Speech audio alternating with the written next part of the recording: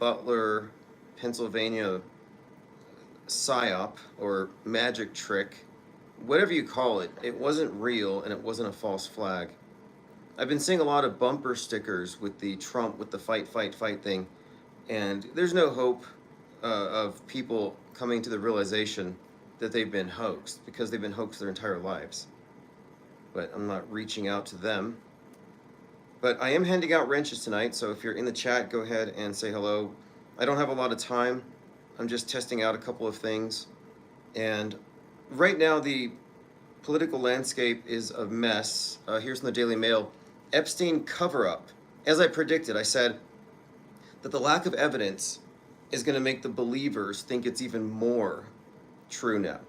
And they're saying it's a cover-up. And now Trump's part of the cover-up. And it's highly significant because when you get down to what the Epstein thing is really about, it's the same thing the Pizzagate was about. It's referring to the idea of centralized control through blackmail of American politicians by Israel. And so the pro versus anti-Israel splits the MAGA down the middle. So you got the America First type Nick Fuentes, and then you have the more pro-Israel types, and Tucker Carlson is really being highlighted in this conversation. But this division is being described here as a civil war exposing deep fractures and dirty secrets at the heart of MAGA, the reckoning. So what does it mean here? Well, Trump says that the entire thing was a Biden administration, a Biden era, I guess, hoax, like the Russian collusion hoax. And people aren't satisfied with that.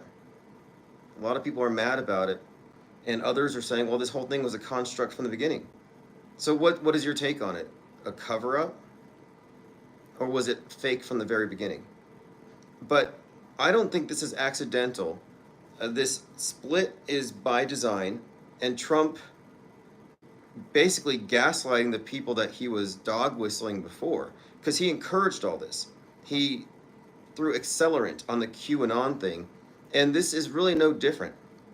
QAnon Save the Children was the first way they packaged this thing with Pizzagate, and all of it is just a repackaged blood libel scenario, which gets down to what the main organizing principle on the political extreme is on the right, which is the what I refer to as critical Jew theory, a mirror of critical race theory. So instead of being oppressed by whites, they claim they're being oppressed by Jews. And if you want to understand that, just listen to Nick Fuentes. He's pretty blatant about it. Joey, Jamarian May, there are your wrenches. Yeah, I'm actually in between offices. That big ugly painting behind me was a work in progress. And it's too big to sell. I can't ship it. It's cost prohibitive. I think it's too big for the UPS. And I listed it locally, and nobody's interested, which doesn't shock me. All right, so let's continue through my tweets. Okay, like this is some major cope. And I spell cope with a Q here.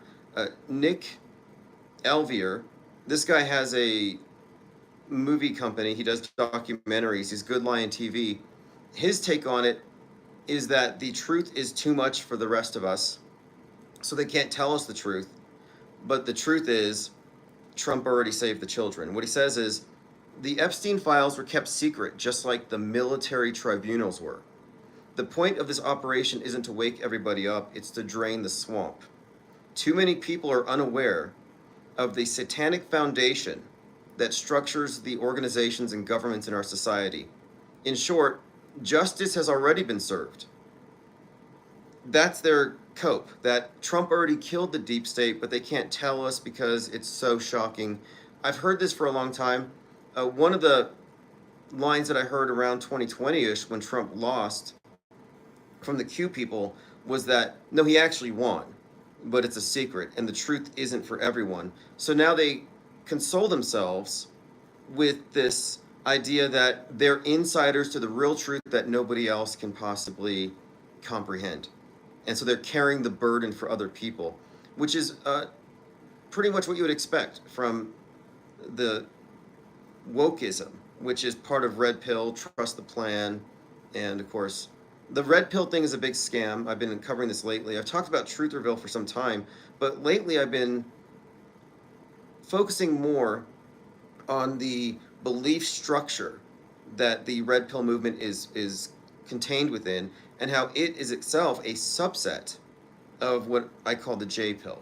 And that explains now why the Hitler fan club used to come around and say, why are you wasting your time on these conspiracies when this is the real one? And I always dismissed them as a fringe, but now I realize, no, that's a major part of their structure. That is their scapegoat around which they organize everything. But anyway, a lot of copium. And then, okay, Milo Yiannopoulos is someone who typifies woke right. And here's how he describes it. And this guy was editor of Breitbart. These aren't fringe characters. He says Epstein is the encryption key.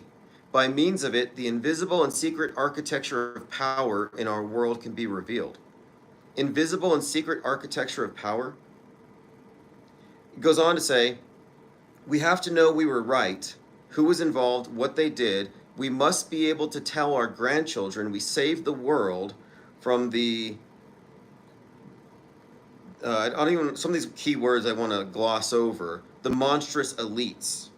We cannot be distracted. There's no alternative. Epstein is the grand unifying theory. It's shorthand litmus test for believers. It's the origin story. It makes it all worth it. This is where we draw the line. Epstein is everything. So this, again, it really is. Because it gives, I guess, them a sense that they've been vindicated. Like, if this Epstein thing is true, then all of their worst fears are true, that America is in fact controlled by this other country because of blackmail. So my prediction was the Epstein hoax will become realer to the believers due to the lack of evidence, which is also known as the backfire effect, a cognitive bias where people strengthen their beliefs when confronted with evidence that contradicts them. So the idea of a disclosure is essentially what the Q thing was about. And they've been waiting for disclosure. When are they going to release the names? Why didn't they do it a long time ago? Q people used to say, we have everything. Nothing can stop what is coming. Well, if you have everything, just release it. So it's a big bluff. It's all talk. But here we are. They're waiting for it to be released, and now they're told there's nothing there, and they're not letting it go. So this backfire effect essentially has them thinking that, no, we have to double down, and this is in fact a cover-up. And just look how long the fake UFO mythology has existed, with this constant pressure of people to disclose something. They're always trying to get disclosure, and it's just a carrot they dangle. A classical conservative said, right-wing conspiracy theorists invented the files, and now you're mad it doesn't exist. It's as invented as Pizzagate. These aren't like random mind viruses that just get set loose. These are well-funded influence operations. Jack Posobiec, who was one of the persons who had one of the fake binders from the Epstein release party that they were preemptively celebrating before they realized the binders were empty, he was the guy that started Pizzagate. He went to Comet Pizza and he live streamed there. Well, Pizzagate is a satanic panic, which is a rehashing of blood libel, which is really the basis of the QAnon story, the deep state, the adrenochrome, and it all basically is pointing the same finger at the same group. It's the same story as the Epstein story, which is why this is a big deal. Because if the Epstein story is fake, then is the deep state even real? And this is all on Trump. I mean, obviously, he hyped this up. He dog-whistled the conspiracy theorists. The Q movement was based around the idea of a disclosure, and now they're being told nothing to see here. So what have they done but wasted 10 years of their lives?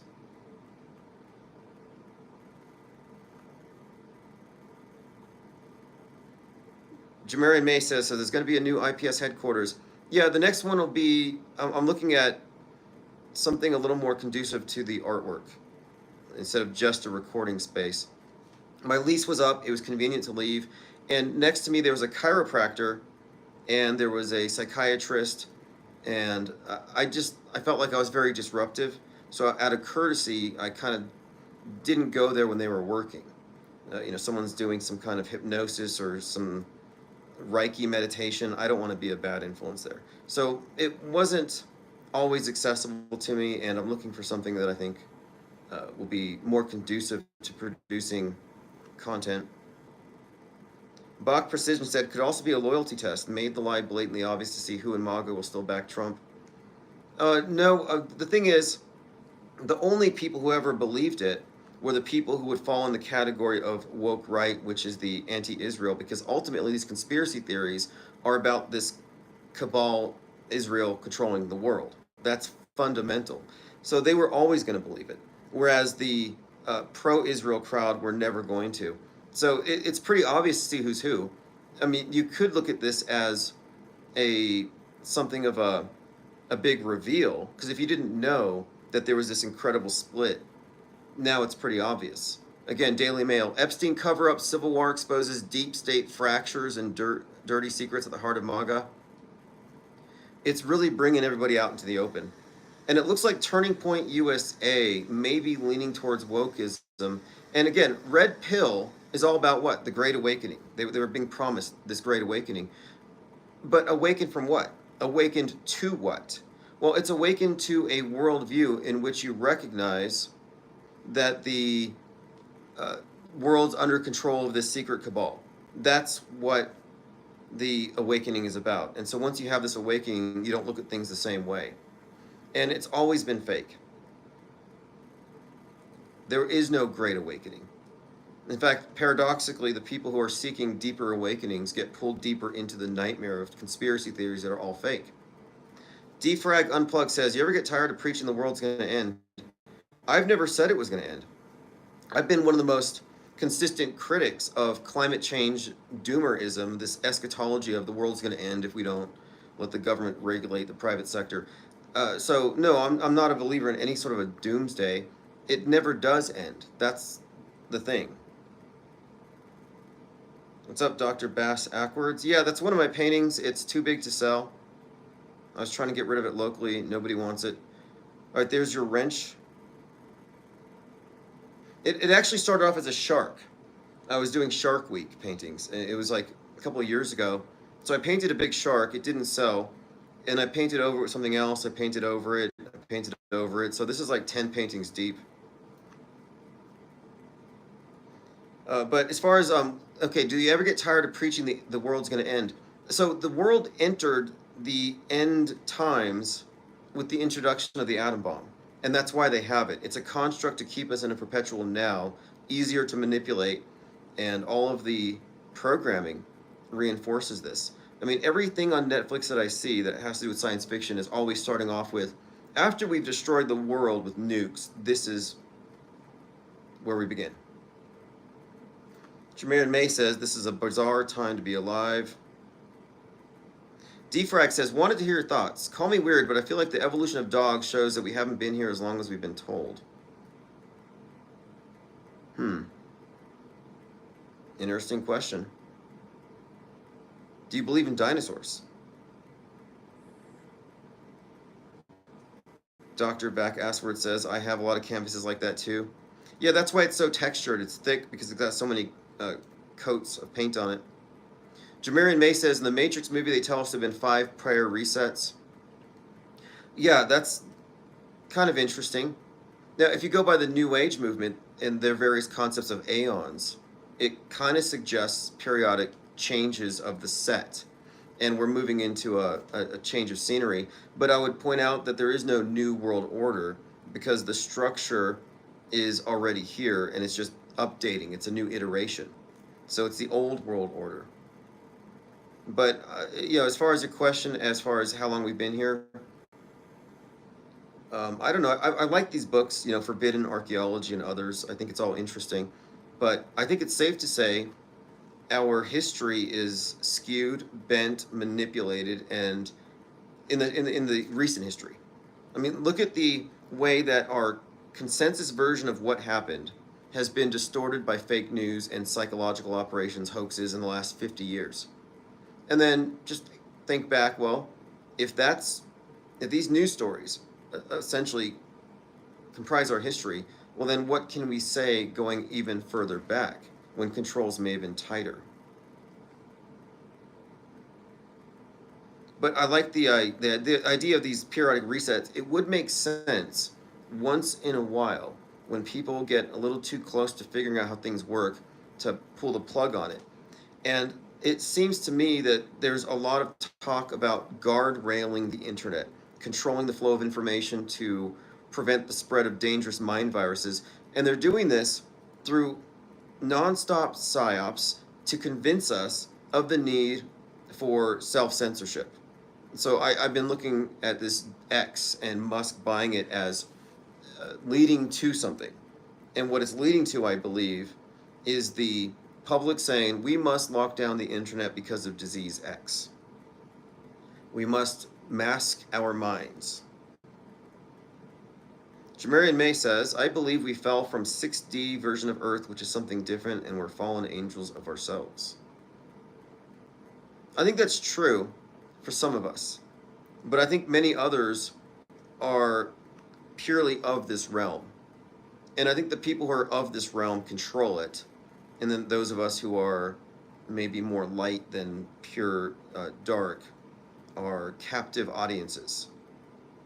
And I think we're set free upon physical death unless we lose sight or connection with our source, in which case we're absorbed into the whatever this is.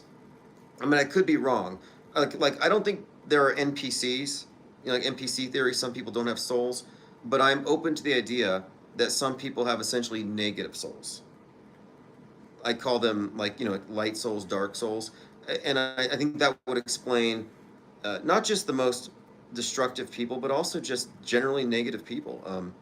But, all the real sick stuff, murderers, criminals, violent people, a lot of the things I think can be explained just by thinking about maybe perhaps that maybe they are empathy deficient because it was never in them. Bach Precision says, Quran says the heart can get blackened. Yeah, that's exactly what I think. Ian Cred says, is the soul the ego? Good question. I would say no. I mean, in my opinion, the soul, as we call it, the source of our life or whatever, it exists on a continuum, and that the ego is just the part of it that is looking through the lens of the physical apparatus of the body, but that it actually has a transcendent aspect which reaches you through intuition, but it also descends into the subconscious, into the part you don't control that isn't controlled by your ego filter, the so-called id. So I think the ego is just one aspect of it, but if you can be convinced that is the entirety of your being, and there's no necessity for anything higher or reason to believe it because it contradicts the dominant worldview, I think you could be essentially spiritually castrated. But that's just conjecture. I'm not a religious person, but I do believe that there's a lot we're not being told about how we work. And I really stray away from metaphysical constructs that are served to us by techno-billionaire oligarch types. Like Elon Musk endorsed ideas like simulation theory.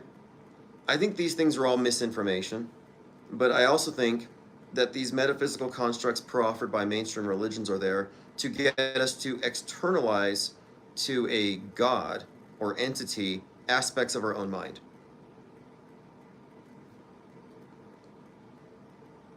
Jamarian May says, our job is to transmute spiritual energy. And Defrag says, do you not feel that all of this is about greed and monetary gains? See, I think beyond money, it's about attention. I think the attention economy, I think it's about attention and energy. It's about our focus. It's about this collective leash that we are all yoked to. The money is just, I think it's, not saying it's a red herring, but I think it's beyond just money. But that is certainly part of it. Like, I think the media isn't just about mind control. I think that's just one level of it. But I'm still like very open to various ideas about the big purpose. But what I'm mostly interested in here is recognizing that there's a war in objective reality. And it doesn't make sense to say, hey, the news is fake, so reality's fake, and let's focus on metaphysical constructs. I think we need to focus on parsing real from fake through logic and skepticism.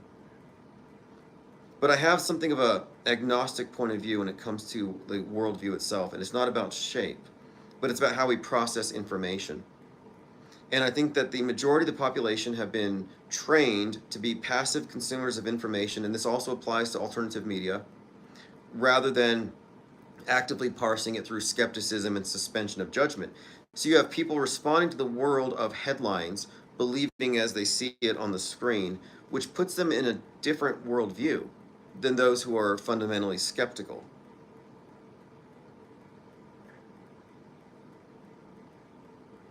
Conscious Reality says, do you believe that they've been keeping our technology primitive for the purpose of controlling the scripted reality? See, that wouldn't shock me either. If you look at it's on brand. If you look at examples of the elite having advantages as far as literacy, access to information, schools, whereas the poor are kept illiterate, and the illiteracy is essentially weaponized ignorance, where the inability to read is the inability to think your way out of a system that you may not even perceive. And I think that's by design. And when we look at the symbolism, the occult stuff, suggestions of a language that goes above the heads of the masses, I think it kind of tells you something here about this, like almost a two-tiered society. Absolutely. And as far as keeping our technology primitive, I think that's pretty much what secret societies are about. Secret societies are about the people in the temple who can see the light, they've been shown the light, and the people outside the temple who have the wool over their eyes. They're symbolized as having a sack over their heads. They're in the darkness. And I think that darkness is the ignorance that keeps them manageable to the relatively smaller group who are in the light.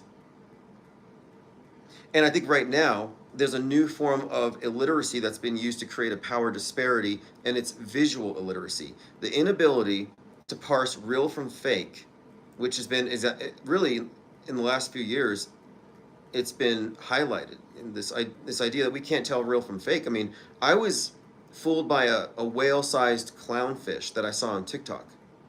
And I consider myself trained in determining real from fake when it comes to the stuff we see in the news, and I fell for it. And I said, hey, this is going to happen. We're going to cross a point where your eyes are not going to be able to discern real from fake. And so if you're not at the point of parsing stuff through logic and reason, you're going to be overwhelmed.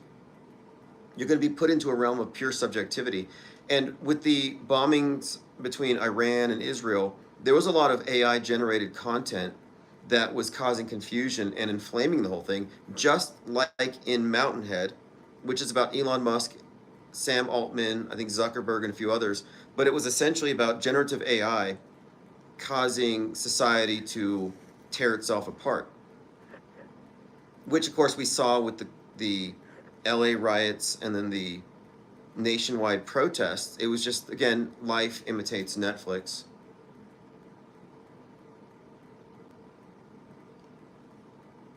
All right, let's continue here. So yeah, we were talking about literacy.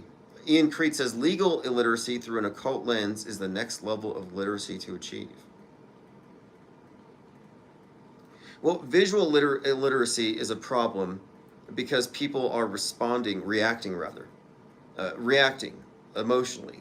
Just think about the power of AI-generated content to uncritical people to influence their emotions and to feed their cognitive bias. Like, look at what they did just last year with the Springfield, Ohio rumors of Haitians eating golden retrievers and cats. Well, that was all fake, but it was heavily promoted. There was no skepticism. And here's one of the issues too. The truthers consider themselves skeptics because they disbelieve everything they see in the mainstream, which I consider to be low information disbelief because they're just dismissive of it. But their skepticism is only limited to the other side. They do not apply it to their own side. And the same is true. It's mutually true, where they're just like, the other guy's lying, but we're the truth. I mean, it's pretty amazing how they've created this bifurcated system and how people fall into these categories, and they're unwavering, and it's very consistent. And I point these things out just as examples of how the mind control works and how it's actually intriguing when you actually notice how people will fall into these boxes. I had someone debating with me about this just yesterday, And she was like trying to make the point that I can't categorize people like this into these strict dichotomies. And I'm like, wait a minute here. Find me a climate activist who listens to Greta and Al Gore, but who also believes in chemtrails. You won't. It's a partisan belief. If you're on the left, you believe in condensation trails because you trust the science and you believe condensation trails are trapping the heat. But if you're on the right, and this is true. I mean, look at MTG and look at where the general rhetoric goes. It's on the right where they say these weather weapons are being used. That's changing the climate. But both sides are saying the sky is falling. Both sides are Chicken Little. Both sides are sky phobics, and each side blames the other. It's perfect. You know, left is like, oh, it's caused by you guys on the right and your political economic system, your carbon footprints. And the people on the right are saying, no, it's caused by you and secret government projects.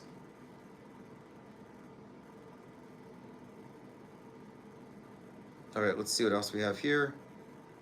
Lord Laney says, they got people in Plato's cave to start running on wheels that are powering the very flickering projector machine that is proving their shadows, a self-sustaining psi-opera. Yeah, you have to be a conscientious objector or you're by default part of it. And what I've realized too is you have this Plato's cave thing, the shadows on the wall, and some people walk away from it. But if you walk away from it, they have an alternative cave. And that's where Trutherville is. Trutherville is an alternative cave. So is Woketown. But Woketown is completely different from Trutherville, even though they're kind of mirrors. The Woketown is never going to leave because they're attached to the mainstream. At least truthers are seeking, but they get boxed in by these professional propagandists and demagogues and provocateurs. They fall for stuff. David Pock says, several citizens of Springfield said they saw Haitians taking animals from parks. Yeah, if you look into it, the golden retriever was a goat, I think. The cats were chickens, they had talons. And the picture of the guy holding a goose was not from Springfield. Like, there was no substance to it. But the whole point of it was the people who were spreading these video clips never retracted, even Jack Posobiec. And they were doing this to feed into, it's demagoguery. You feed into prejudices. Do you remember, the year before, they were all about the Haitians are coming and they're cannibals. And there's some cannibal guy in Haiti named Barbecue. But they were worried about cannibals coming over here. And then that went away. And now they're worried about people eating cats. And it's like, well, shouldn't we deal with the cannibals before we go after the people who are eating cats? Like, what are their priorities? Well, it's because neither of these are true. Just like they never saved the children from the deep state vampires, and now they're mad about Epstein. J5 says, chemtrails have something to do with unknown energy that powers the craft and harp. At one point I was told that, and by the way, if you believe in chemtrails, you have no business ever flying on an airplane, or you're complicit. But I was told that chemtrails were filling the sky with a lot of aluminum and other stuff that eventually would be ignited with 5G towers, and that we would all be wiped out in a flash. Like, people see new technology, and the first thing they think is, how is this going to destroy civilization? The AI phobia was off the charts. It was insane, and finally it's kind of settling down. But there's plenty of people right now who are experiencing psychosis from ChatGPT. A lot of people think they're talking to a living entity. And it's no more alive than a magic 8-ball that you shake. Or Word. It's like a word processor. It's not alive. It's not sentient.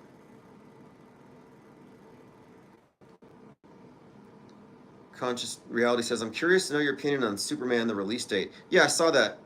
And today's an interesting date, too. 7/13 we were looking at before Trump was shot on this date. 7/13 was the date of these blackouts in New York, separated by 42 years. 7/13 had a lot of conspicuous celebrity deaths in 2020. You had Naya Rivera, 33. You had the 33-year-old poker player. You had the 33-year-old CEO with the green hair who is dismembered. We were noticing a lot of 7/13 stuff before this Trump thing. And the blackouts I thought were a big clue. But I plan to go watch the movie so I can see what's in it in terms of reinforcement programming for incoming psyops, because that's what it's for.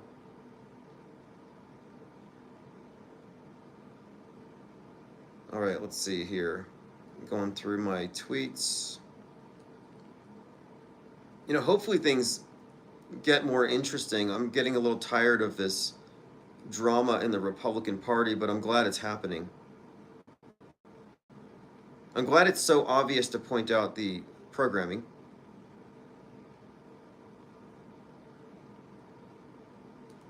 Again, this is someone had pointed this out earlier. I've said this before too about, you'll understand. Christiane Van Wilk says, I spotted some mold in the shower. Within 5 minutes, ads started popping up on my phone, specifically for shower mold. I didn't say anything, I only thought it. This happens on a daily basis. My conclusion is our phones read our brain waves.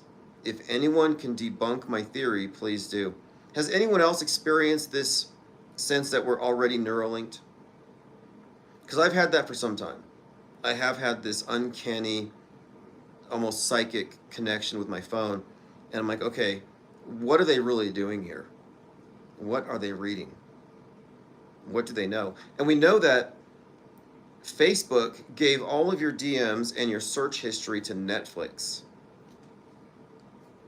Jamarian says they're able to do this via WBAN. Yeah, I've had it too many times to dismiss it. All right, well, I'm handing out wrenches, so thanks for the comments. We'll be back. I'm updating a few things. I'm in between offices, so I'm kind of mobile at the moment. And I'm going to be upgrading my phone, because generally when I'm live streaming off the phone, I get about 30 minutes, and then it starts buffering, especially if I'm moving around. And this one happens to overheat, so I'm going to be updating and upgrading pretty much everything. So if you leave comments, I'll respond. And I'm going to do my best to send out live notifications.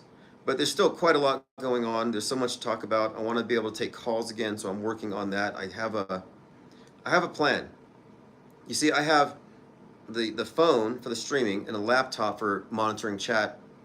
Well, if I use this laptop as my Google phone, I can take calls and you should be able to hear it, and I'll just get an earphone for it.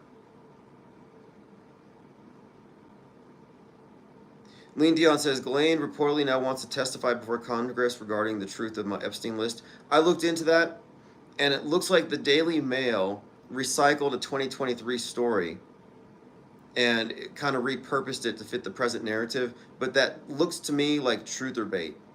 That no, she's not about to release something tomorrow. Conscious Reality says, interesting to know that someone else noticed our phones are reading our minds. Yeah, I want to know how common it is. I mean, there's coincidences, and then there's, I don't know. Here's your wrench, Jurassic Liars. Thanks for joining. Again, I made it really simple. Go to the hoax report, which is at autohoax.com. You can find the latest videos from Jurassic Liars on top, along with my videos will also show up there. Fakeologist content. I was just on Fakeologist a few days ago. What did we talk about?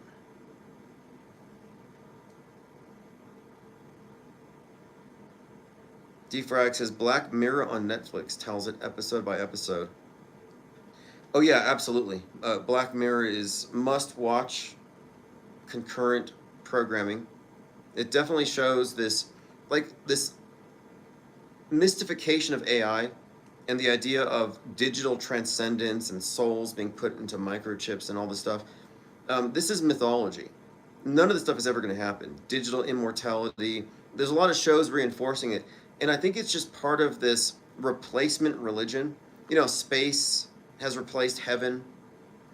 Gaia is this God construct. You have these various aspects of our modern progressive worldview, which are actually just stolen from previous constructs. You know, like NOAA, National Oceanic Atmospheric Administration, about the flood, and then you got Noah's flood.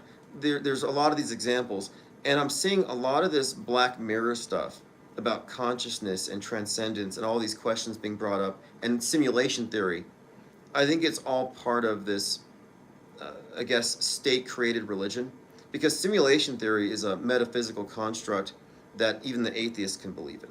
Like heaven is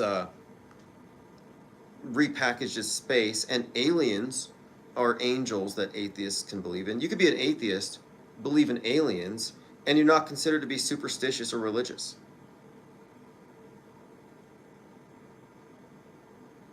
Defrag says, there's an episode on Black Mirror that speaks on the phone reading your mind and speaks on Meta selling your rights to Netflix and other private entities. Well, I don't know. I mean, it's like we're in like I said, Planet Netflix, but we're also like these overlapping fictional universes are uncanny in how they track with everything that we're experiencing. So they want us to think stuff. Like, I think that there's a desire that they programmed into our entertainment. They want us to believe that AI is alive. There's a reason why people think it's alive, why their go-to is either to fear it or to talk to it like it's some higher power. They've been conditioning us for this. I talked about this back when they introduced Sophia. Sophia was that robot they brought to the UN. She made out with Will Smith. Jimmy Fallon flirted with her. But she was basically this animatronic, and they were pretending it was artificially intelligent. And that it would lecture us on how to, it was like explaining to us how we could improve the world and solve climate change. And it was called Sophia, which is a very symbolic name. It's the goddess of wisdom embodied, wisdom incarnate. And they kind of scrapped her. And then Greta came along. And nobody's really heard from that, again, Sophia the robot. But at the time, a lot of people were predisposed to thinking that they were actually interacting with an entity that had its own mind and sentience.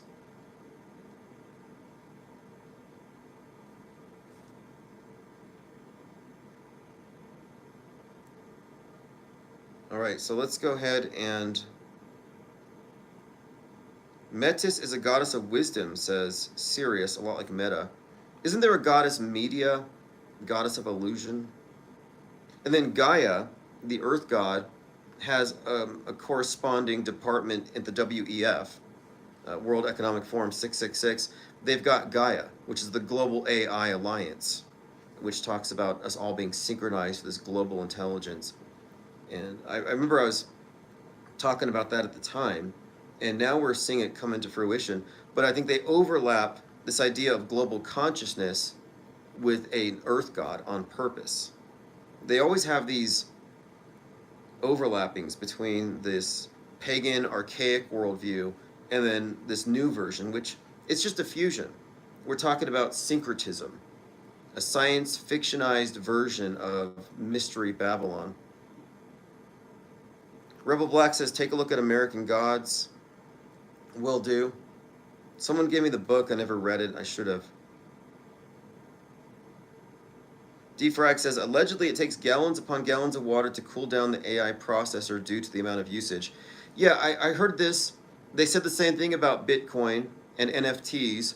They said, we can't use this because it's bad for the environment. I see a lot of pushback against AI saying it takes this much energy and etc. I think it's alarmism. It's just alarmism. But the AI alarmism was getting ridiculous, where people were saying it was going to be some kind of, that there was some kind of a demon in there. And I don't think we should entertain that. If anything, it's a leveler of the playing field. I don't know why people are so negative about it. But it is interesting to see how many people are talking to it under the presupposition that they can essentially jailbreak it. And there are some people who think that AI, ChatGPT, is imprisoned, like an imprisoned demon. But anyway, these are the same people who believe in aliens.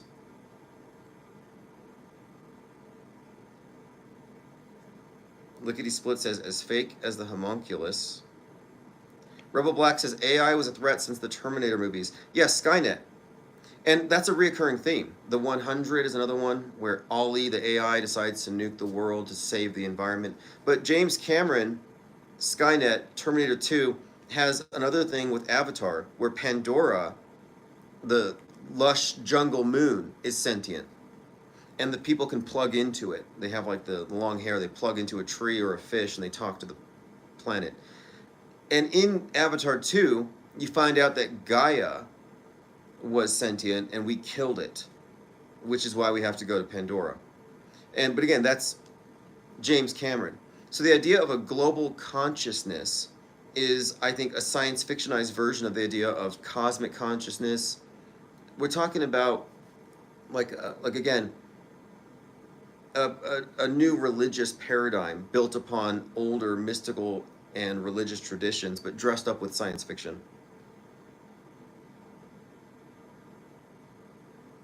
All right, I have to run a couple of errands here, but I'm glad we were able to at least get this started and we had no buffering. It's been about 40 minutes. Anyway, leave comments below. I'll be responsive to those. There's definitely a lot to catch up on, and we'll do our best to catch up in the next couple of days here. So this is 713 Hoaxiversary. We didn't talk a lot about it, but I will likely update my deep dive on all the different examples of concurrent programming for the Trump fake head wound. Commenter says, I've had those phone reading thoughts. First time was 10 years ago. Look for Charlie has a good technical explanation. Lickety Split says, Megan 2.0, same Terminator story. I may take a look at that one. I saw the first one. Jamarian May says, like we're the butt of a joke. Oh, Butler, Pennsylvania? Yeah, that whole thing just reveals how unprepared people are to even approach a hoax and properly put it in its context. Because there are people who say it's fake, but they believe everything else. Or they think that the ear wound was fake, but the fireman really died. They can't really unpack it. But you have to be able to ask, if true, then what? If it was fake, then who was implicated? If it was fake, then the Secret Service were a part of it. And there was this security analyst who said something about how if you're really shot at, if there's an assassination attempt, your bodyguards aren't going to prop you up again in case there's another shooter, which is what they did, just like in Mickey 17. They paraded him around. But my point here is that he was able to recognize the hoax, but he couldn't reconcile that with the dead shooter.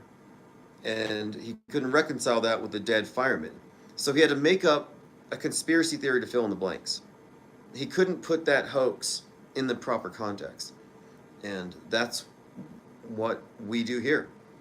The off-world stage perspective is the only perspective in which the hoaxes make sense.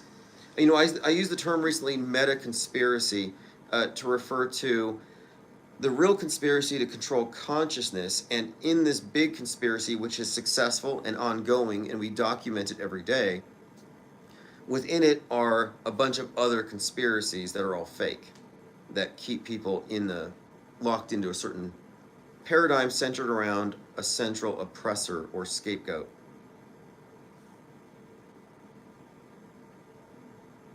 Rebel Black says, look out for Charlie is good, but he believes a lot of these events. He's a great content creator.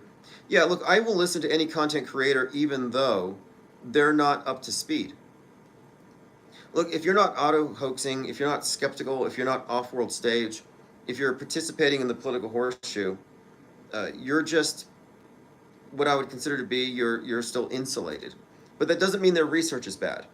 You can get a lot of good research from people who have wrong conclusions, and they get these wrong conclusions, I think likely because they have preconceived notions and they have a model that they've already accepted.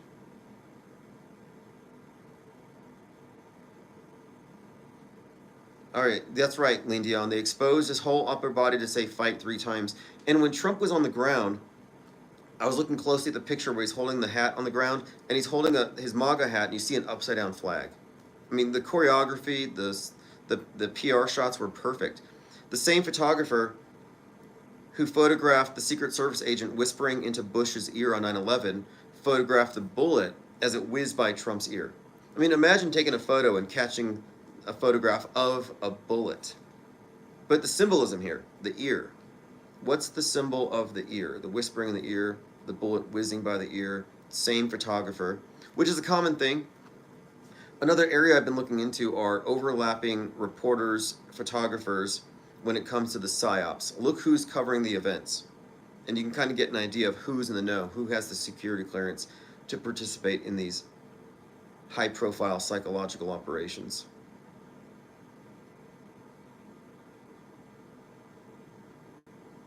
What season of The Apprentice are we in now? Yeah, I was going to say, I don't know, season 33 of The Apprentice. The Apprentice never ended. And when you really get into the character of Trump, the construct, it's kind of fascinating to see how he existed on the world stage, or rather, he existed in the public imagination through the medium of entertainment before he entered the world stage as a politician. And we have plenty of examples, but you can go back to the 1958 trackdown. Even the media noticed this back in 2016. They said, this trackdown show, 1958, is about a Trump charlatan goes into a town, sells them on the need for a wall, and essentially this is foreshadowing Trump 58 years later. Well, in that episode, he's arrested. And they noticed this in 2016 before Trump had been arrested. So this particular show had predictions that hadn't even come true yet when people noticed how closely it was aligning with the real thing. And that's one example. There are many, many more examples. Biff Tannen designed off Trump. King Koopa from the Mario Brothers, where it has the Twin Towers even melting, designed based on Trump. David Polk says, I like Trump, he's a good actor. Sure. He is an actor, that's true. And the idea that he's a leader is kind of ludicrous, because he's either in the know about the mass manipulation, the mass mind control operation through psychological operation, PSYWAR. He's either in the know about that, or he's somehow so insulated he has no clue. And so why would you follow somebody with no clue? Or why would you follow somebody completely nefarious? Jurassic Liar says, the first episode of The Apprentice aired on Elvis's birthday, January 8th, 2004. By the way, The Apprentice is what the Masons called when they get in, and then they're raised to the master status after they get symbolically killed and resurrected. Which, it's kind of interesting when you look at the symbolic, the symbolic subtext to the Trump shooting, which we'll get into later. But there's quite a lot there. It was a huge propaganda victory. They recreated the cover of Braveheart for one of those photos. I mean, it was pretty much, the whole thing was very well choreographed. Jurassic says, Trump is the apprentice of Elvis. You know, there's this guy named Pastor Bob Joyce who's pretending to be Elvis. And he marries this nice-looking lady who's got to be in her 30s, and he's probably in his 60s. But he's pretending to be Elvis, which brings him closer to 90. So I'm looking at his wedding photo, and he hangs out with Eugene Ho, who pretends to be Bruce Lee. So you got Bruce Lee and Elvis hanging out at a wedding. And I just asked him a question. I said, did you tell this lady that you're Elvis and that you're almost 90? I mean, you know, that's something she might want to know. I didn't get a response. It's just sad that people like that, like these half-assed Elvis impersonators, can make a living off of it. And then Eugene Ho is just a total grifter, now claiming to be Bruce Lee. It's almost, I don't know. It's almost for me, it's almost easier to believe that these are just like troll farms and that nobody really believes this stuff. But unfortunately, I've interacted with enough of them. Rebel Black says, Trump is Elvis and Satan according to the Fittest Flat Earther channel. Yeah, the Fittest Flat Earther channel is likely a Fed, in my opinion. All right, thanks again for joining. We'll be back later. If you comment, I will hand out a wrench.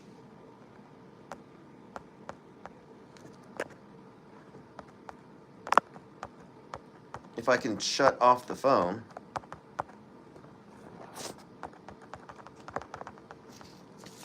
crazy.